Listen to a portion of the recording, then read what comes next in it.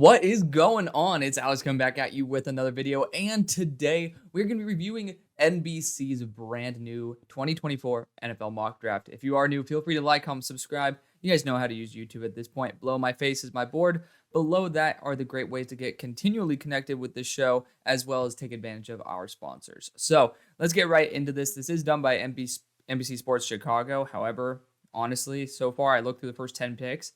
Majority of it actually seems really well informed. So let's have some fun here. Obviously, there is one head honcho at NBC Sports, and that's Connor Rogers, but this is not done by him. This is done by Mr. Glenn Morgan.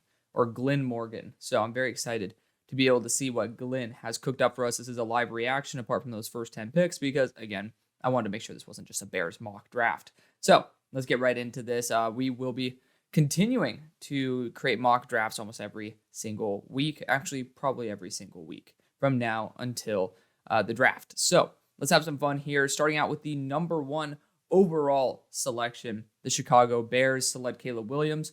I will most likely do this in my mock draft that will be coming up. You know, it's just, I do believe that based on, it depends on the trade value of Justin Fields, to be fair. The Bears are not exactly ready yet, and it's very hard to pass on a position as a wins above replacement position like quarterback. It really is. I think the Bears would be very wise to go after wide receiver here as well. They could potentially be wise at trading out. It depends on what they know about other teams' boards. Like, do we have some players that we really love at the wide receiver position in round number 3? If you trade out, round number 2, right? So there are some certain benefits depending on what the team's board specifically is. But Caleb Williams is hard to argue against. His talent level, his ceiling is arguably better than Justin Fields. Now, Justin has taken 4 years to really show some progression, but the simple fact is the Bears are still not there yet. And you're going to have to pay Justin, especially if he ends up taking off $50 million a year for essentially 1 year of legitimate top-end production if he ends up playing really well next year. So do you want to spend 1 year and $50 million, or do you want to potentially hit the reset button for the next 5 with Caleb? There are some questions over his personality as a true buttoned-up leader, and they're very valid. You know, I'm not going to go to the Colin Cowherd level and be like, oh, if a quarterback wears his hat backwards, I'm not going to take him. Like, I don't give a shit about that. I don't give a shit about Will Levis taking, like, shirtless photos to be really proud of his physique. Again, I think people should be proud of the success that they have. It takes a lot of work to get to that point. For Brock Purdy, wearing a hat backwards, like, yeah, sure, you want to have your guy be a CEO type. Sure. That does not disqualify a quarterback from being really damn good. We kind of forget Brock Purdy is a second-year quarterback. He's still a kid. This guy is not going to be if a 40-year-old gentleman is wearing his hat backwards and trying to act like a little child, you got a point. But, you know, let kids be kids, and they can still be a leader as long as they're acting appropriate for their age. Like, again, it's like super minute. I don't get the like legitimate criticism on that. So, again, I'm trying to play devil's advocate and say my opinion at the same time. Caleb Williams, he has a little bit of emotional fragility. Could be negative, but I haven't seen it be an effect on his teammates. They sure as hell don't play worse for him. And, you know, for me, that's a guy who he at least is shown to be willing to galvanize a locker room. So Caleb Williams is still a solid selection for the Bears at 1. Just depends on what you really expect out of the franchise. So Arizona Cardinals going MHJ. Makes sense. You know, if the Arizona Cardinals can't get a possible trade partner because, you know, his team could also play the long run game, just like Gannon experienced there in Philadelphia. Even when Philadelphia had some really top end picks, they still traded them down and, you know, continued to infuse the team with a lot of high quality youth. Arizona could do that same thing, but Marvin Harrison Jr. is quite the hell of a consolation prize. You got the Patriots going Drake May here at pick number 3. And, you know, New England going Drake May. For me, I think Drake May has a lot more potential than Mac Jones. He has a lot more potential than Bailey Zappi, and I actually like Bailey Zappi quite a bit. But Drake May, he's not there's people who think he's better than Caleb Williams. There's a lot of people who do now, actually, and I think it might be prospect fatigue because we kind of know what Caleb Williams is, and, you know, Drake May is kind of the cool kid on the block. But a lot of people don't point out the actual negatives of Drake May. And honestly, throw all the inconsistencies away and, the fact that he's lost to some lesser teams. Let's just point out the fact that this dude does not know how to slide. For me, that scares the shit out of me. When you get hit potentially by like a Myles Garrett and you're not risk averse, that does scare me. This guy likes to lower the shoulder, and he's not 240 pounds to lower the shoulder. He's 220, which is fine. I mean, that's a good size. But I don't trust the durability in the NFL, and it scares me every time I watch Drake May tape how often this guy is taking contact. I want him to get out of bounds. I want him to slide. Get the first down. If you have to do it, it's like a third down and you really want to get that first down, by all means. I love the fact that you have the ambition and the drive to be able to lower your shoulder and kick some ass, but do it less. Just saying. If you get the first down, save yourself the hit. Save yourself a year of your career, etc. You guys know what I'm talking about. Drake May still has all the high-level potential. The Patriots could certainly use a quarterback that has that new elite level of talent, unlike the more game managers that they've selected in the past. At pick number 4, the Chicago Bears will go Brock Bowers. A lot of people will criticize it because Cole Kmet's actually relatively solid. And I mean, for the price, it's a little bit pricey, but in 2 years' time, it will seem like a very solid contract. Brock Bowers is on another level, so you'll have him for 5 years. That'd be a plus. And also, I do think Brock Bowers can play wide receiver at a very high level. So, it really depends on what you have in plan for Brock Bowers, because I think people see the tight end logo or the tight end name, and they're like, Alex, like, why would we get another tight end? He's not just a tight end. So why in my rankings below my face, I have him listed as a weapon? You don't need to put him as a tight end. He could be a first-round quality wide receiver. And I grade all my tight ends as wide receivers as well, separately. I grade him as a pure tight end. That factors a lot more into the blocking game and the overall use of a tight end. And I also grade him as a pure wide receiver. He ended up tying as essentially wide receiver 2 in the class. So if you want to just use him as a receiver until you want him to take over as a tight end, you easily could do that. So again, devil's advocate here. I do think this is actually a really solid pick.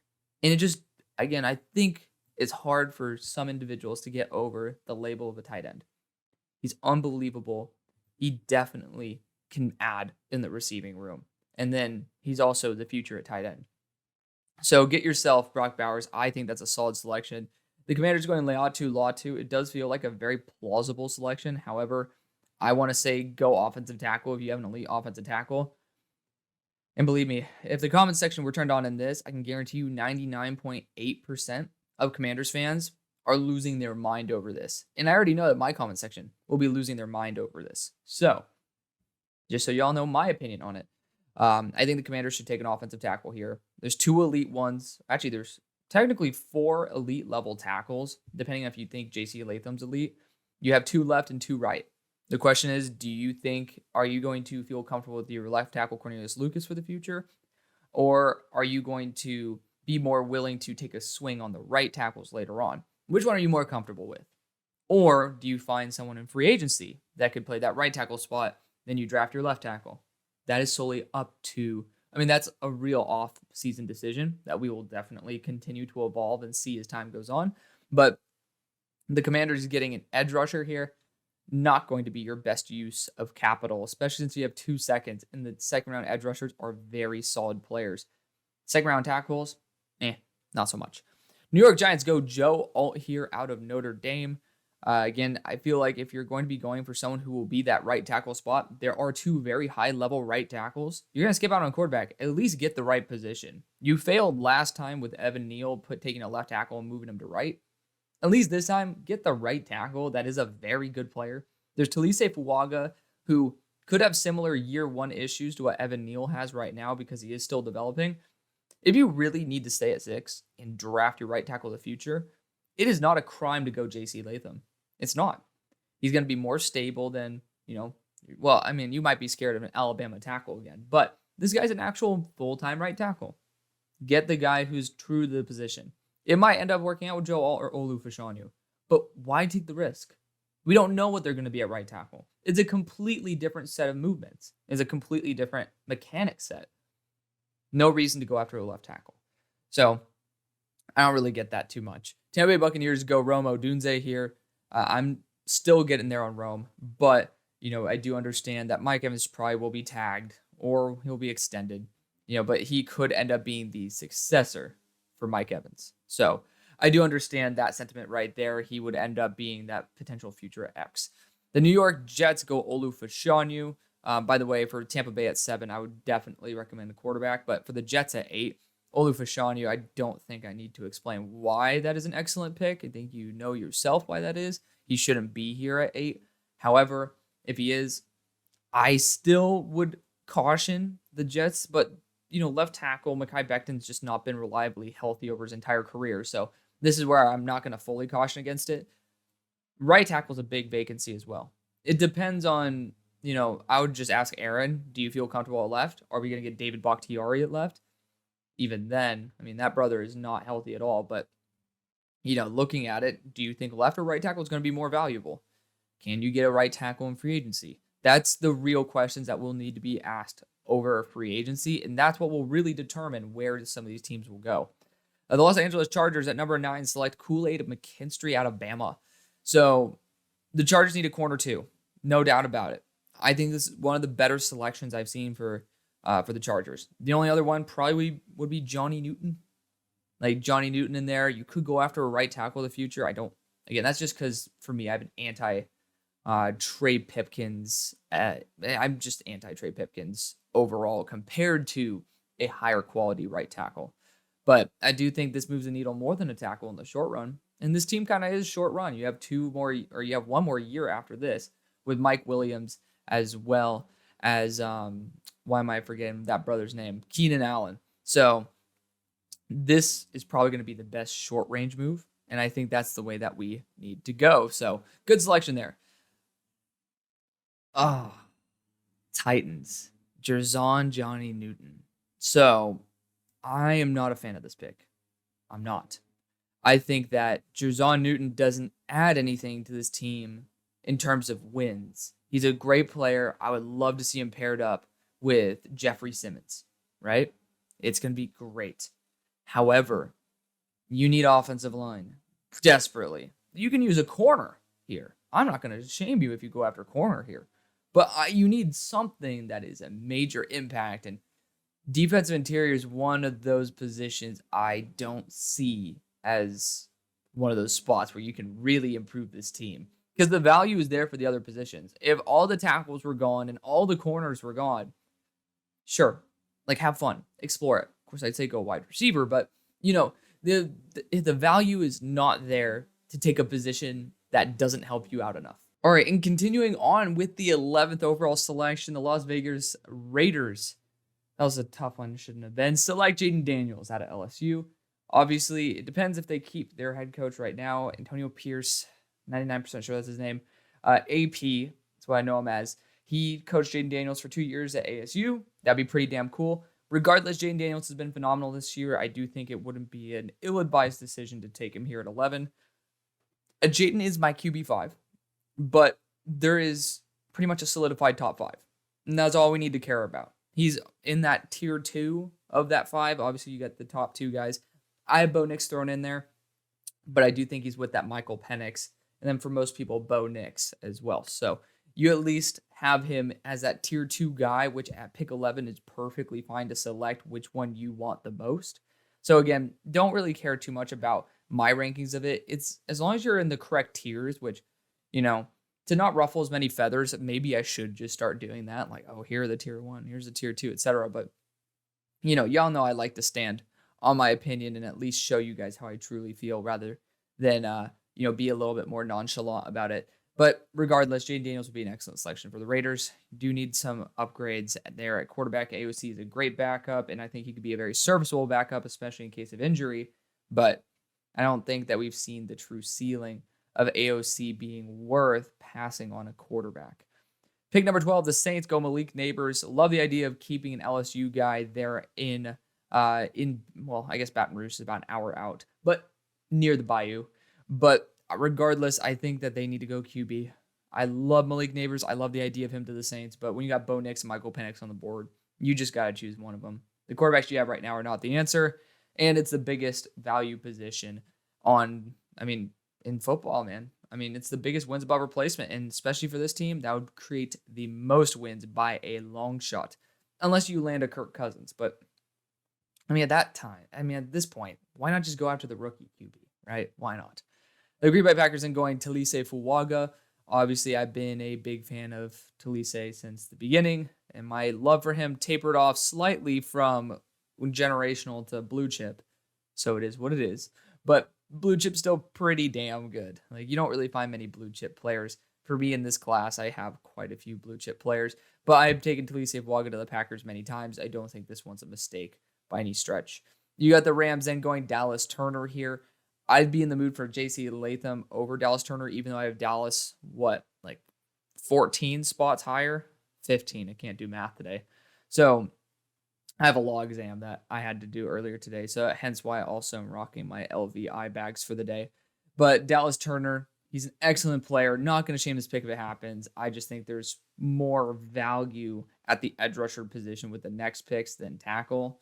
And personally, I want to get the most out of the value of my picks. I think J.C. Latham is the final one of all the tackles that needs to be selected ASAP, because then it's a huge drop-off. Then you got Keon Coleman to the Bengals. I mean, this is a pick that I make 24/7. Like, I don't really care who else is on the board except maybe J.C. Latham, which I would probably select in this equation, or in this situation. Probably fits the best. Just because of the fact, even though I love Keon Coleman, I think he is a blue chip player. I just would prefer to rock it out with someone who, it's a position this team has never gotten right. And I trust the Bengals to at least be competent with a better O-line than have to continue relying on the receivers to make up for the O-line. I'd rather be the opposite way around, kind of the way the Broncos are, with Russ having to wait for receivers to get open. Or like the opposite. Yeah. No, I was on the right track. For the Broncos, having Russ wait for receivers to get open, rather than essentially praying to God that they get open because the offensive line's letting a guy right through. The Bills then going Jared Verse. I love Jared Verse. Not going to complain too much. Von Miller has been, apart from the legal issues, like I'm talking about on the field, he's been pretty damn dismal. And it's unfortunate, but, he had that knee injury last year that put him out, and he's getting older. Like, it happens. It happens, man. So getting Jared Verse for the long run would not be a bad move. I think it's a very underrated position to target. Defensive back, I think, would be a little bit more of a win-now move, especially since there are some really good edge players down the board. But again, not going to shame the Bills for going after a great player with great value. Another position you could target, of course, is wide receiver, but the majority of them have already been taken. Cardinals are going Nate Wiggins. I am not going to shame a team for going after a high-value position with a very solid player. I stayed Nate Wiggins. He's ended up being a top 40 player for me. I like a lot of the aspects of his game. There's not much that I can truly fault him on. There's some other corners in this class that I like more. I'm Terrion Arnold. We'll talk about him when that time comes up. But I got Terrion Arnold. I got, where's he at? Kool-Aid, Kalen.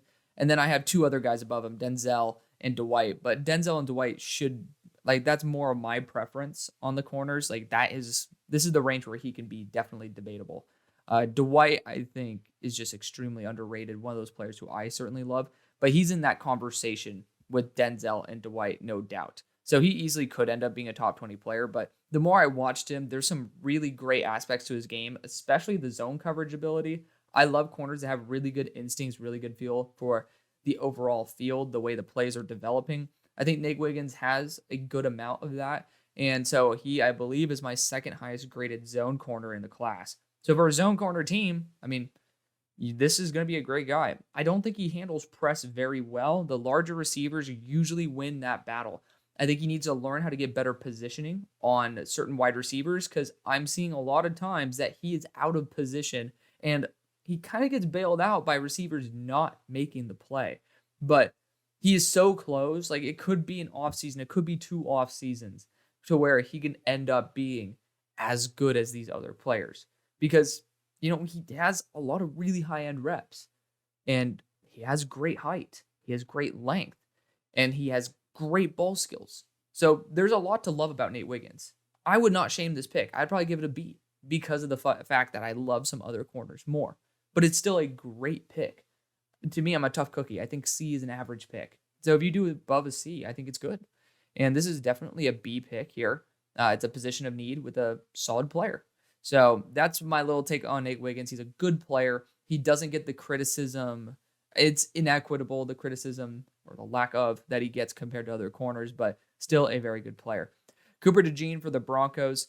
I essentially assume you're going to try to make him the future at corner too. I don't know if the Broncos are in a position where you want to go after safety this early. Like, essentially, the offense is ran through Cortland Sutton. I would prefer to have another wide receiver on roster. And to be fair, there's very few that are available at this selection that are worth it. But I also would caution, since JC Latham's on the board, you could continue to develop an offensive tackle. You'd probably need a year to sit at left tackle, but I think Garrett Bowles might want to go to a contender when his contract is up. He talked about not wanting to lose. To be fair, y'all are winning, so that's a plus. But at the same time, he could simply just say, hey, I want a ring. I've done my due diligence about being the reliable left tackle for the long run. That's a way that I would potentially go. I don't think it's the best pick, but for me being an offensive line fanatic, it's where I usually try to go, is to solidify the offensive line. But wide receivers key. Defensive back, I would go after a corner 2 over Cooper DeJean because of the fact that, hey, you could get that corner 2, but also what happens if Pat Surtain's like, screw you, I'm going to go on the open market. Like, there is consideration for that. So, there's other places I would go than Cooper DeJean, even though I do like the versatility. Falcons going Josh Newton, a bit early for me. I like Josh Newton in the pre-draft process until I saw how high he was on people's boards. I think he's a very serviceable corner. I kind of reached for him in the second round. I think he's a third-round quality corner, but he's a very good one. Again, third-round quality corners are guys who deserve to get snaps in the NFL. When you're on day 3, that's where you really start saying, I don't know if these guys are going to get reps on my team, but they could develop into guys who deserve it. Day 2 and day 1 are guys who should be getting reps ASAP. Like round 1 guys, I would hope to be instant starters. I don't think this addresses a need that is large enough with the value that is worth it. If you have Kool-Aid McKinstry on the board at 19, Terrion Arnold is on the board, but I know I'm a bigger fan on Terrion than some people, which apparently it's not the biggest thing in the world to love Terrion as much as I do. Beside the point, you're not getting a player that's proper value here for passing on the highest value position, which is quarterback. This team I gave essentially like a really good grade on in the preseason. And my one issue was the quarterback. Corner 2's up in the air. So again, it is a position that you will eventually need, but the requisite value is not there for the pick that you made. And the quarterback position is the biggest wins above replacement position you can have. And there's guys who are great additions right there. So I would go Bo Nix. Personally, that's where you need to go with this pick, is Bo. At pick number 20, the Minnesota Vikings then go Bo. So, big fan of that one. Bo Nix is my tied 2 quarterback with Drake May. They have completely different bonuses. They have completely different pros and cons. So, take it as it is. I know a lot of people will like the pros of Drake May far more than the pros of Bo Nix. For that, I cannot shame you. I can't. It's a logical, it makes sense. I get why you like Drake more than Bo. But this is a great offense for Bo Nix. You can be a little bit more conservative in this offense and take your shots because of the fact that the receivers are those big play type of guys. I'd prefer Drake May on this squad 10 out of 10 times because you have such good players that you can naturally, take a couple more risks and make it worth it. But I think Bo Nix is not risk averse. People call him Captain Checkdown, but that's kind of ridiculous. He's a great quarterback, and I think he would be a very valued asset for the Vikings. Wouldn't mind Michael Penix there either, but it just depends on, if you want to add some more mobility to your offense, which the quarterback selections in Kellen Mond and Jaron Hall show that they naturally want to have a little bit more mobility at the QB position than what they do now. Colts then going Leonard Taylor III. Now, defensive interior is where they're going to need to focus in about a year, or maybe in the later rounds. Leonard Taylor has not lived up to a first-round quality player. You see flashes of himself, but he either hasn't been healthy enough or hasn't been, I hate to say it because it was an issue I had with him last year, conditioned enough to be consistent enough to start in the NFL. I think his talent's there, but the consistency sure as hell is not. And I think that also comes down to the fact that he looks tired on a couple plays every single drive. He does not look like himself consistently. And that's disturbing. I mean, naturally, you have to put the pedal to the metal, but hopefully we get to see him. I honestly think he should return and just come out be an absolute beast. But next year's defensive interior class is looking pretty good too. So wouldn't blame him if he came out this year either. Seahawks going Michael Penix Jr. Very happy to see that the quarterback position is not the biggest issue in the world, but you still should be looking for a future option. Gino's not the youngest man on planet Earth, and Michael Penix right down the road, and he has enough mobility to where you can use him in a very similar role, and he's used to using some very similar talent level of receivers, respectively, for college as the Seahawks have for the NFL. So I think this would be a very solid selection. Obviously, I'd be a big fan of it. Kalen King is my dream selection for the Pittsburgh Steelers. If not that, then Terrion Arnold. I think Terrion Arnold's better than Kalen King, but you have that instant chemistry. So you can't really complain. Both of them would be elite level options for the Steelers to grab. With JC Latham here, I would be grabbing JC even over my dream picks because I do think the Steelers right now are out of range to get a proper offensive tackle, but not at this pick. Not at this pick. This one, in this situation, there is Amarius Mims and, I think Amarius should return, but that's a topic for another day. I think JC Latham being here, it's rare. I doubt it happens, but we need to pull the trigger if it does. We really do. Texans then going Kamari Lassiter. I do think the cornerback 2 role for the future is open. I think this is a very smart idea if you have someone to play corner 2 in the short run. I don't trust that the Texans have that guy to where you can make a playoff push with Kamari continuing to learn. I'd prefer to go after Terrion Arnold, who, again, I'm a little bit biased. You see him. He's actually number 8 on my board. You don't get to see. There you go. He's number 8 on my board. So naturally, I love Terrion Arnold. I'm going to be a little bit biased there, but also he has been a corner 2. So he's going to step into a role he's very familiar with, and he has the talent level to back it up. But Kamari Lassiter, I totally understand, a Georgia corner who will be running in the 4-2s, if not maybe the 4-3s, but I do think he will be in the 4-2s, who has unbelievable movement skills and can learn from Derek Stingley. I get that. I don't think it's a bad pick. Maybe I just think there's better ones at that same position, but that's my opinion. Dolphins going Jatavian Sanders. Jatavian hasn't done anything this year to really warrant being selected in the first round. I don't know if he's done enough to be warranted taking in the second round. But the class is so bad that I've said, screw it, I'm going to do it anyways. This would be an ill-advised selection with, again, JC Latham on the board.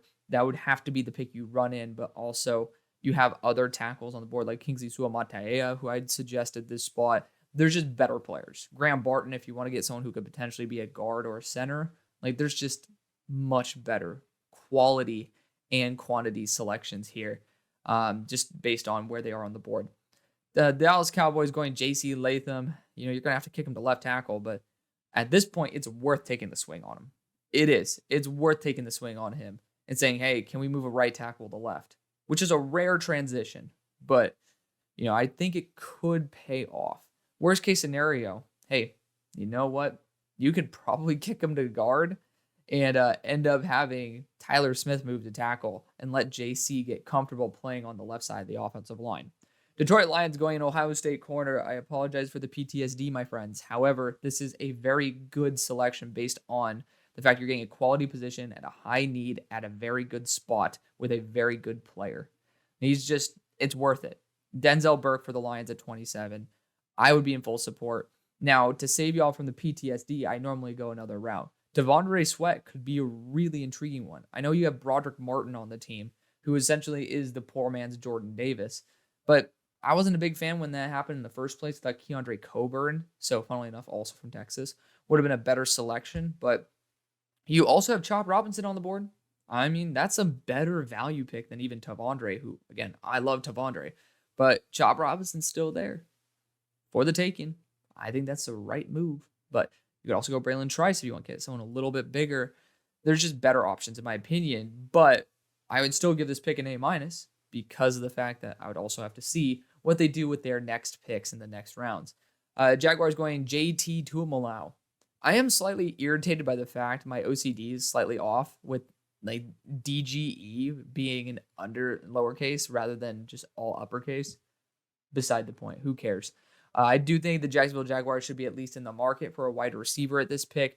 Edge rusher, not a bad value necessarily, but I don't think JT Tuimoloau brings enough to the table to where that Caleb Von Chason role being replaced is like, I don't think he adds the value that another position would that would actually get genuine starting reps. With Chop Robinson, it makes sense because he needs a little bit more time to develop, and I think it's honestly a 1-to-1 fix there because he can also play a little linebacker too. There's just, I don't feel like it's the right player if you're going to go edge rusher. I don't. And, I've been actually more affirmative of JT Tuimoloau than most people who've had that high expectation coming in, and he hasn't lived up to that high expectation. I had a lower expectation based on his actual play, and he's impressed me. So I got to give the kid credit, but this is just not the right player for the position for the Jaguars. I do think there's just better value pretty much everywhere. I mean, hell, Mason Smith doesn't deserve to go in the first. But for the Chiefs, I don't know if they might get him in the second. I'd probably trade back, but Mason Smith needs development. I don't know if you can keep Chris Jones there for one more year, but if you can, then this is going to be a home run hitter because Mason still needs to develop. I personally would stay at LSU I'd transfer because Jaden's going to be gone, but you can make your comments about the LSU's future quarterback all you want. Like, I think his name is Nussmeier or something like that, but he actually looks pretty solid. Regardless, I think Mason Smith should stay because he needs more development. He just came into the year 10 pounds heavier off an ACL tear, and he's still developing. He still needs more time. There's so much potential with him. I've seen some Jalen Carter-esque reps. They're extremely inconsistent. Like, it's probably 1 or 2 a game. So don't get me wrong. I'm not trying to comp them, but there are those reps that were so fluid, so quick, and so innate that you won't find that with somebody else or very few players, to say the least. And Mason Smith has that. That's why I say, hey, if you can get a really good mentor like Chris Jones to stay for one more year, this dude could become more consistent. And that could end up being, hey, why didn't this guy get selected in the top 10? Like, why didn't we see this? So Mason Smith, I have a lot of hope for him. He just needs a little bit more time or coaching and development. Niners going Cam Kinchins. I'm a big supporter of Jair Brown. I don't feel like adding another safety into the rotation because, trust me, I used to be like, you know what, let's grab a third safety. Let's see what the hell happens. I don't know if that's going to be the best bang for your buck. Offensive line, Kingsley Suamataia is there. That's the pick I'd be running in. I used to go this past week, like 2 days ago. I went Graham Barton, but thinking more about it, getting someone who can actually play right tackle, who is a quality right tackle as well, even though right now he's, getting better and better at left tackle, in Kingsley Suamataia. That's your best value, especially with Trent Williams, who might not want to stay there, or not stay there, but stay in the league at 36 years old. And naturally, you could use somebody who is a swing tackle who's continuing to develop. That, to me, is the dream selection for the Niners. Also for the Eagles, that's the dream selection, but we'll talk about that in a second.